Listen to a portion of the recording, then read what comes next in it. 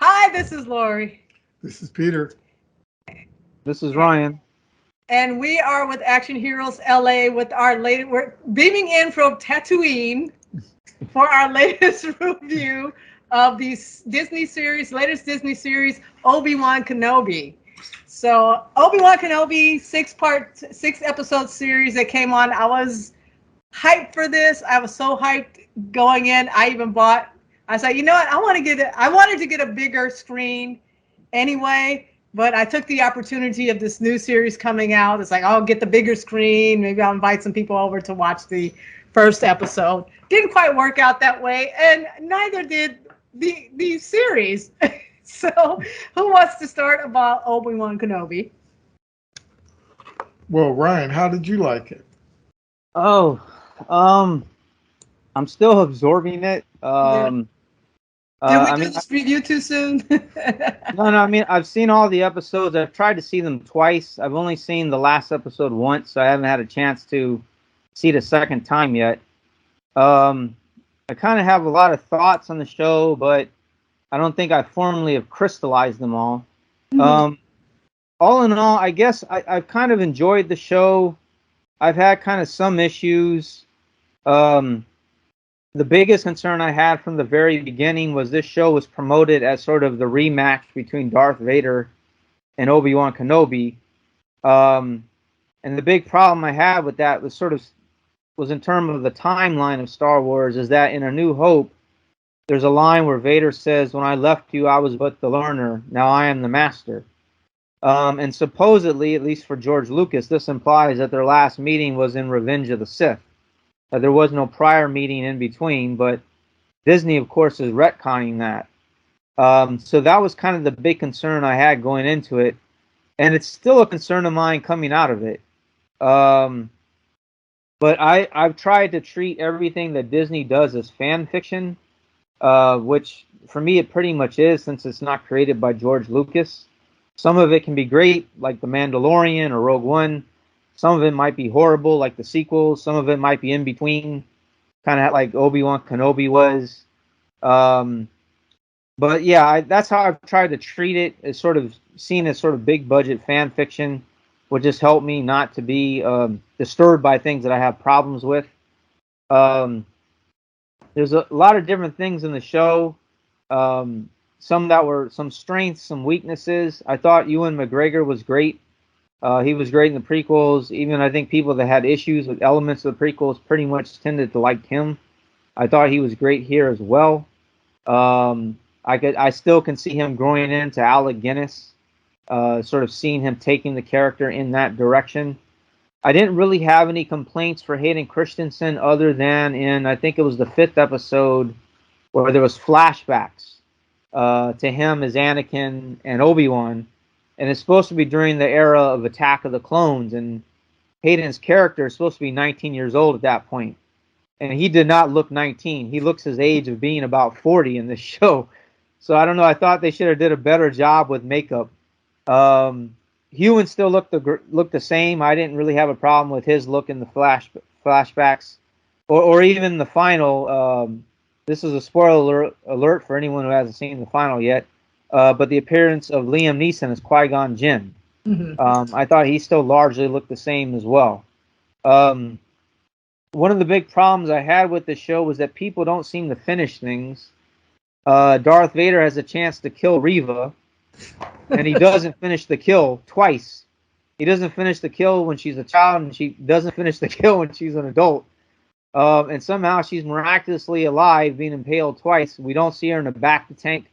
She's just sort of alive with no explanation. You had the same problem with the Grand Inquisitor being killed. Mm-hmm. Anyone who watched the cartoon Star Wars Rebels knows that he couldn't die, though, because he's alive on that cartoon, which is set after this show takes place. But still, there's no real explanation for why or how he's alive either, other than he says revenge does wonders to keep, someone alive. Yeah.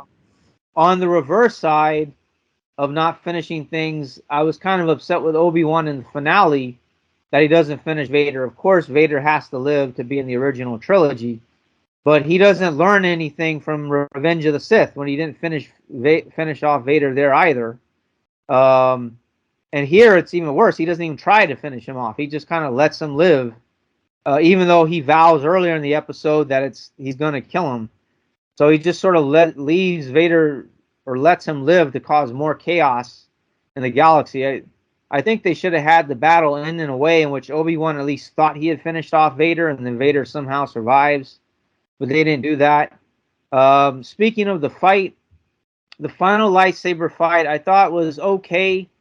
But most of the lightsaber fighting throughout the series I was greatly disappointed in. I really sort of missed the stunt choreography of Nick Gillard, who was the fight choreographer for the prequel films. And I was just sort of let down by the lightsaber fighting throughout the series. The final battle was a step up from the earlier lightsaber clashes, but nevertheless, I don't know. I was just kind of disappointed on the whole. Let me see. The third sister, a lot of people gave Moses Ingram, the actress, grief for playing Reva. I didn't really have a problem with her character, but I was greatly disappointed to see that some fans were bombarding her on social media and direct messages with racist messages. I mean, it's one thing to not like an actor, but it's another thing to cross the line and start harassing them. So that was just way out of line for so many people who clearly haven't learned the message of Star Wars, if that's their response to her. So that I thought was greatly just a great tragedy on the whole for Star Wars fandom. Leia, she has a prominent role in the series. I saw a lot of mixed reactions to her online. Some were complaining she was too annoying, that she had too much screen time. Despite some of the criticism I had for the series, I don't know what else would get Obi-Wan to leave his post from watching Luke. So maybe putting Leia in danger would be the only way. I mean, they tried to show this in the first episode by showing there's another Jedi in danger and he doesn't help the other Jedi, who ends up getting killed by the Inquisitors. But it's only when Leia is in danger that he's willing to leave his post from watching Luke. I did like how in the beginning we did see Obi-Wan broken down, where he feels that everything was his fault, that it went wrong with Anakin. There was a great Star Wars novel, I forget when it came out, maybe about 10, 15 years ago, by John Jackson Miller, which was all about Obi-Wan. And it's set right after Revenge of the Sith. And Obi-Wan has that same mentality, that everything is sort of his fault, that went wrong with Anakin becoming Vader and the fall of the Jedi Order. And I'm glad we sort of saw that same sort of PTSD experience with Obi-Wan at the beginning of the show. Let me see a couple other things I'll say. It was great to see Owen and Beru in action in the final episode, especially Beru. I had a chance to meet the actress Bonnie Piesse at both Star Wars Celebration 4 in 2007 and Celebration in 2015, and she was awesome both times. Couldn't have been kinder. So to finally get her see some lines, because she didn't have any lines in the first episode or in Attack of the Clones or the end of Revenge of the Sith, and to see her get to kick some ass was also great. So, I mean, it was only a few minutes, but it was better than nothing, so I was glad to see her, as well as Joel Edgerton is on, get to do some fighting there. Seeing Qui-Gon Jinn at the end was also great. I mean, I think everyone was expecting that to happen. They even teased it right from the beginning when we see Obi-Wan trying to commune with him through the Force, but he's getting no responses. And yet we know Yoda taught him how to commune with him at the end of Revenge of the Sith. At least that's what's said in the film, even though it's never really shown. So that's probably most of everything, maybe more than I even needed to go into. The last thing I'll say, though, I was at Star Wars Celebration when the show debuted, and they showed the first 2 episodes on this big, huge theatrical screen inside the basketball stadium at the Anaheim Convention Center. I was fortunate to be one of those to be in the arena to watch it, and it was amazing watching this thing on a massive big screen, the first 2 episodes. I only wish I could have watched the rest of the series on that same kind of screen. But all in all, I thought it was a good show. It was enjoyable. It had some issues, but I didn't think it was necessarily a great series. I don't think it was a needed series, but I thought it was decently done for what they did. I thought Deborah Chow, the showrunner who also directed all 6 episodes, I thought she did an okay job with the material she was given. I know there had been some squabbling behind the scenes with the scripts. Originally, they had a series of scripts, and then Kathleen Kennedy tossed them all out, and they had to come in. Oh my God! So, oh my God! I don't know. Kathleen Kennedy. You just explained everything. Yeah. Oh my God! You said it. You said it. You said it to me like a week ago. Oh my God! I had. All right. But yeah, that's pretty much it. My take. But yeah, fire away if you want to jump in. Okay. Well, Peter hasn't seen the last episode. That is correct. Okay. And I was just telling him, for me, it was the best episode of the series. And it's quite obvious to me that's the moment they wanted. It felt like to me that was the moment they wanted when they dreamt up the series. That was the emotional resolution and everything they wanted to reach. But okay, how do we build up to that point? And I just thought I was kind of shocked at some of the things that were so subpar in this. And not the whole thing, but they were just like little like plot details and decisions, like characters making certain decisions. Like the whole thing's like the deaths, so like not leaving, not doing the job, finishing a person off so they can come back. It's like, at least make it, you want that person to survive, at least make it plausible that maybe they escaped or something, not just like, oh, I'm slaughtering everybody here, making sure they're dead, but I'm just going to do this one thing and kind of walk away. And they do that a lot. And there's a lot of little things that just, I was like, that is just really not, aren't you guys professionals? You should be at a level, especially with the Star Wars property, and especially coming off The Mandalorian with how well that was executed on the technical side, that this is just like sloppy stuff. It reminded me of a Saturday morning live action show from the 80s, 70s, and 80s that, in some cases. But is it sloppy, or is it just a case of because like you said, like you both said, you start something, you're gonna finish a character, and you don't. Well, the thing is that is probably the fault of parenting. What do you mean? What? Yeah. A hard head makes a soft lightsaber. What? What are you talking about? We need to scoot back a little bit too. All right.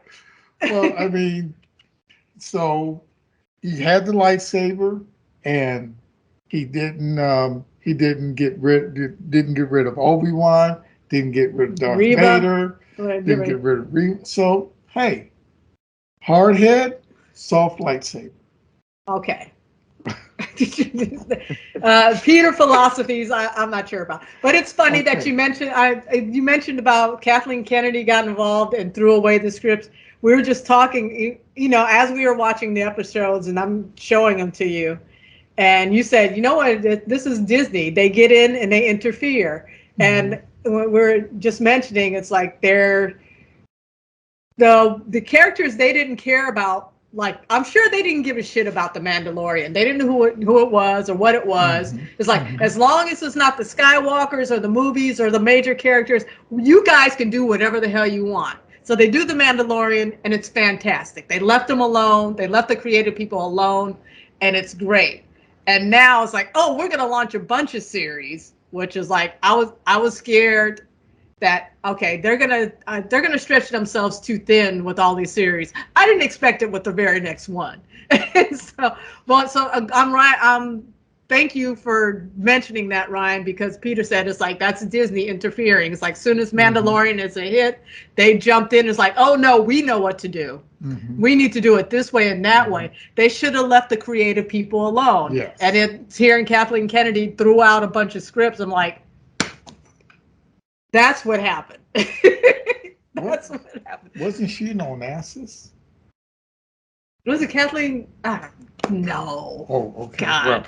Well, anyway. Only one Onassis was a Kennedy. Well, she was a Kennedy before she was an Onassis. Anyway, that's Well, I think the main thing that just hits me every time I see anything Star Wars is that Liam Neeson plays an Asian guy. He plays an Asian guy. Well, his name is a takeoff of like Qigong. Yeah, Qui-Gon, they put the U in there, so people are going to call him Qui, but if you take the U out, it's almost an added G. Qigong, which is kind of like Asian, if you think of, it's if you want, taking Qigong, it is kind of like a force type of thing that they're talking about. Well, see, that becomes the problem. Don't be taking me out of nothing. What? And I was going to say Jin is like Yin and Jin is a form in Qigong. Qigong. You out of it, and I said, don't take me out of it. I didn't say that. What? I don't even know what I said. But anyway, so I was frustrated with this series, and my expectations were way too high. I will say going into that, I was like, coming off The Mandalorian, I was like, okay, they did that great. How can you mess up Obi-Wan?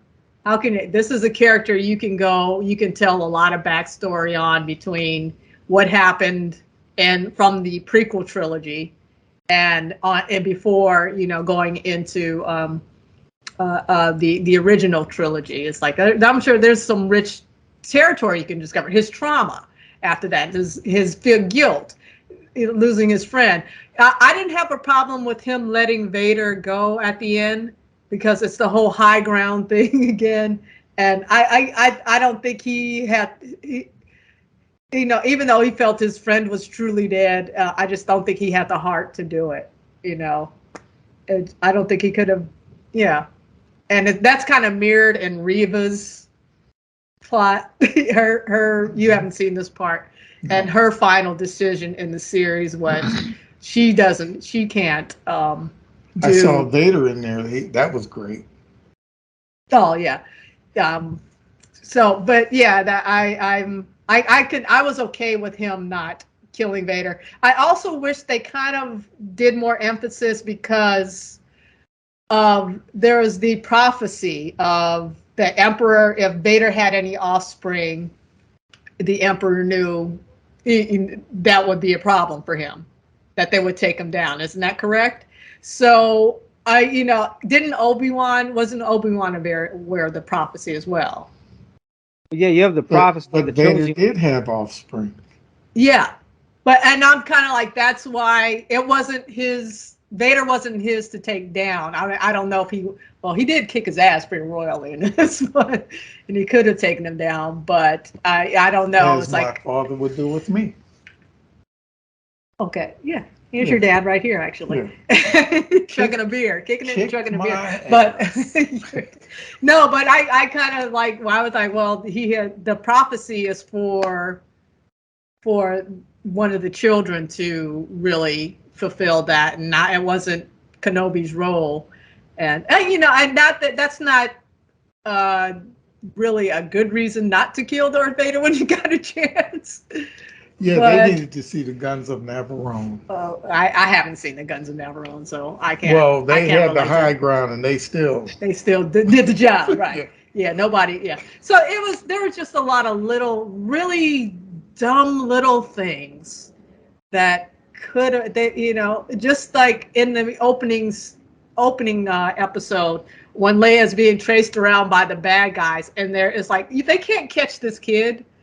They make it so it's just really badly filmed, and there's just some bad writing, some bad filming, and in certain areas of this. That's why it's just sloppy.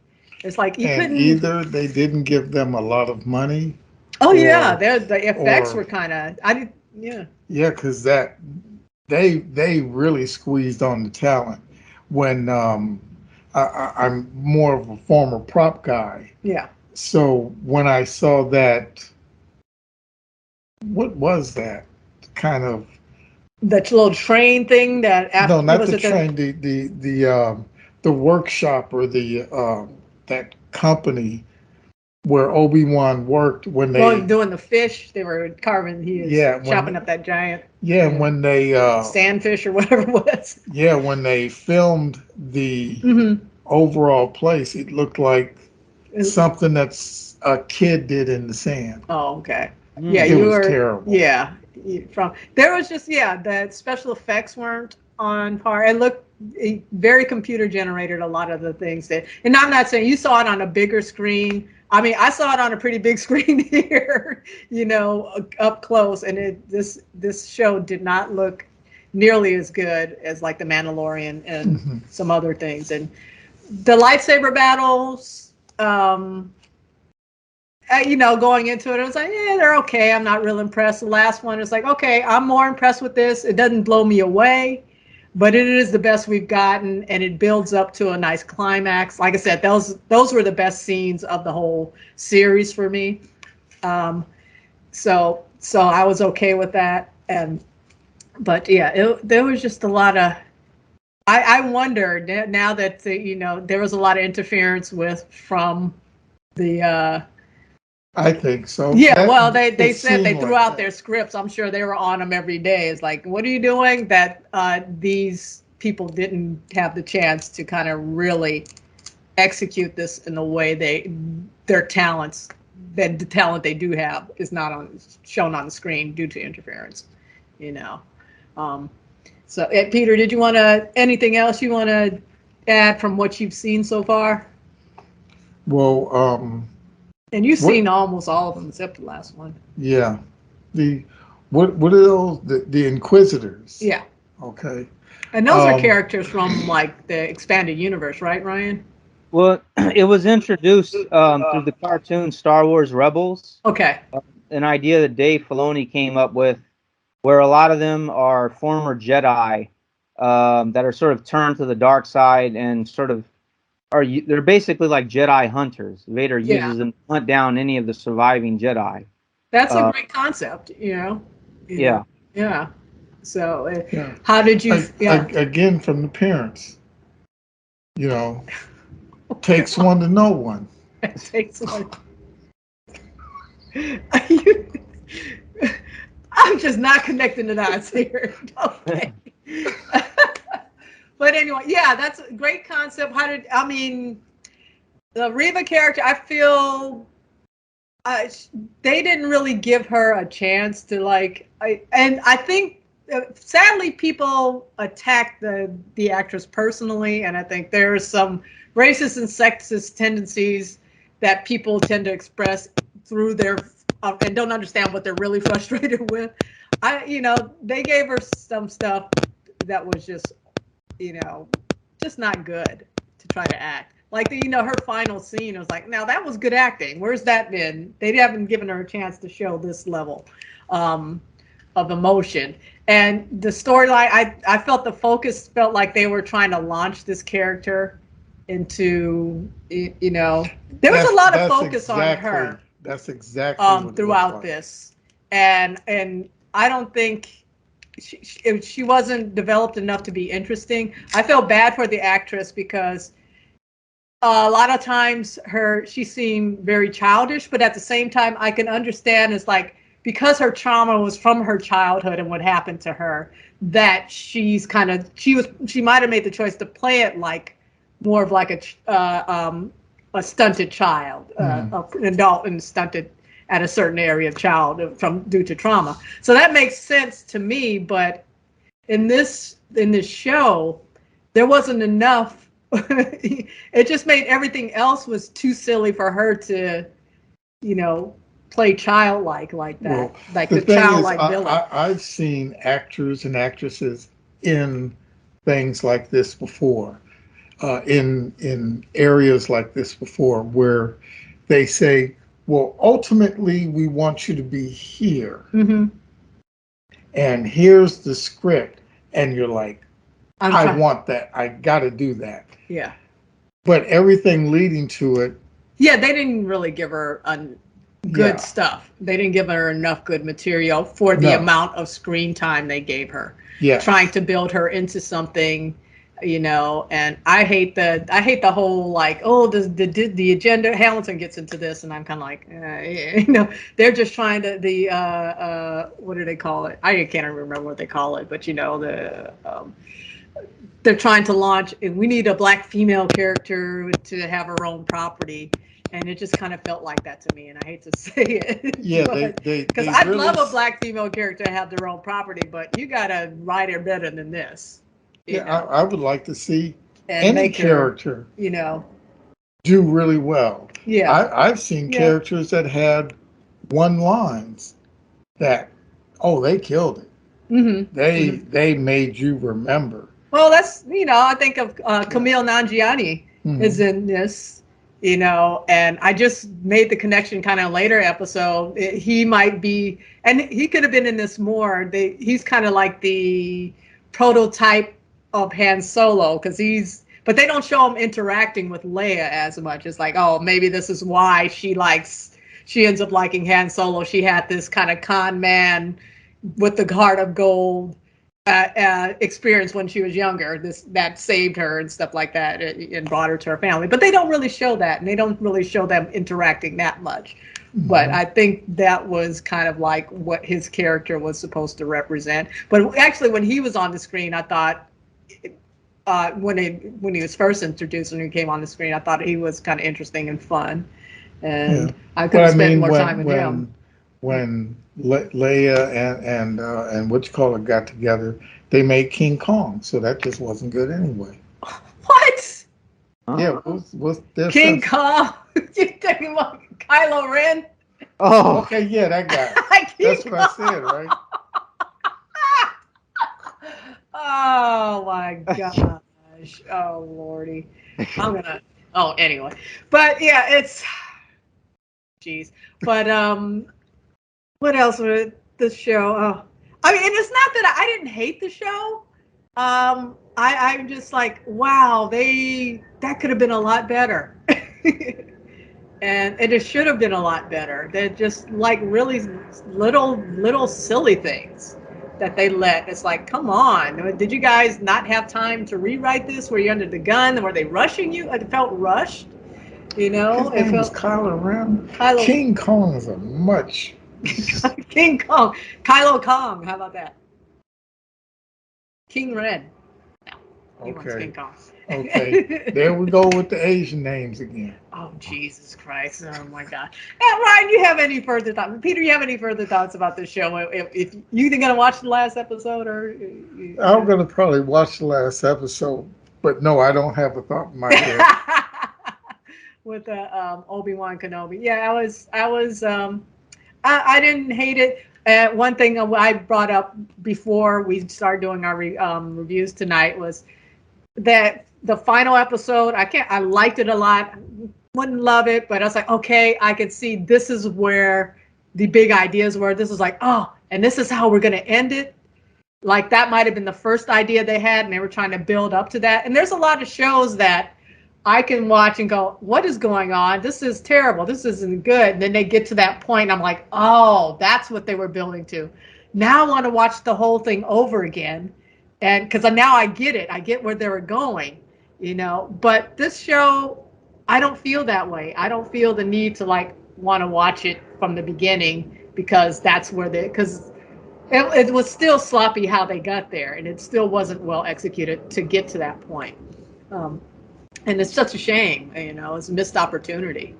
And they're talking about a second season. I'm like, I don't mind them doing another because I think Obi Wan Kenobi can have more adventures. I was shocked that I was surprised. I was pleasantly surprised that it was a show featuring Leia as a child because I totally expected it to be about Obi-Wan and Luke.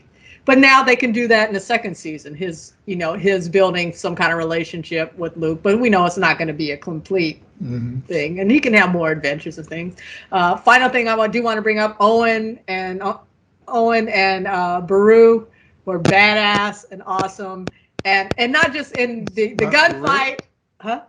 Oh, the name was Beru. Beru. that the gunfight was cool, but I mean, Joel freaking the Green Knight Edgerton is. I love that guy, but here's a line, just all his lines in this thing about Luke is his son. That is their child. He's not adopted. He's not my nephew. How they delivered that just grounded this show. More of them would have been great. They brought some quality to this. So it's not Darth Vader? What? He's Luke's father. No, because this is his adoptive parents on Tatooine. Luke's adoptive parents, but they're like. Oh, I'm gonna have to watch this show all over. Oh my gosh, they're they get burned up in the original Star Wars. Poor, but it's nice to see where they came from before they ultimately get burned up. But yeah, they're great. Just like it's great to see. Hot-loving relations. Oh my God, how I get through any of these, I don't know. It was great. I mean, their line delivery of like they're an adoptive parent, but they have so much love for that kid. And I love the line about, Obi Wan, like, he does need to be a boy. I don't need to take him away from his childhood, away a lot of these kids. There's a small commentary about taking kids away from their family and training them in this sort of religious order. I thought the Clumps were married. Oh my God, dude! What you are just Jesus Christ! What have you been smoking? What is in this Batman mask? What was that? Did it cut off your oxygen here? Anyway, but so, oh my God, sorry about that. But yeah, there's a lot of little details like that. I love them in this. Ewan McGregor was great, particularly in those end scenes. The emotions of that just really brought it home for that character. I can too see him going into the older Obi-Wan. Damn it. You know his name. He's a great actor. Sir Alec Guinness. Thank you. I can't remember names for shit now. Yeah, but you know what? Until Star Wars, I hated that guy because River Kwai. I have to see that, man. My mom loves that movie.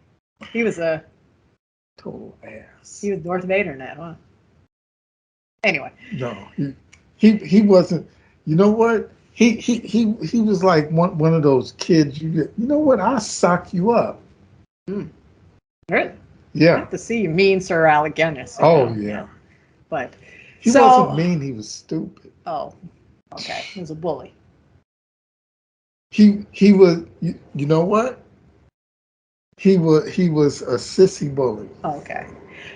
All right. Well, I mean, I've been all over the place with my thoughts on this too. So, yeah, I was a little disappointed. I didn't hate it.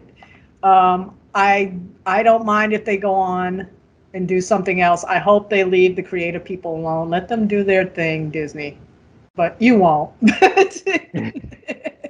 So I like your point, like whatever outside of what George Lucas did is fan fiction. That's a good way to put it, to kind of look at this stuff. And it can be really good fan fiction like The Mandalorian, or really bad like, the sequel trilogy. Yeah. Any final thoughts for Ryan? Something I forgot to mention earlier was sort of the climactic moment in the final episode, where we see part of Vader's mask is broken, and you can see sort of half of Anakin's face. And there's a great exchange between him and Obi-Wan there.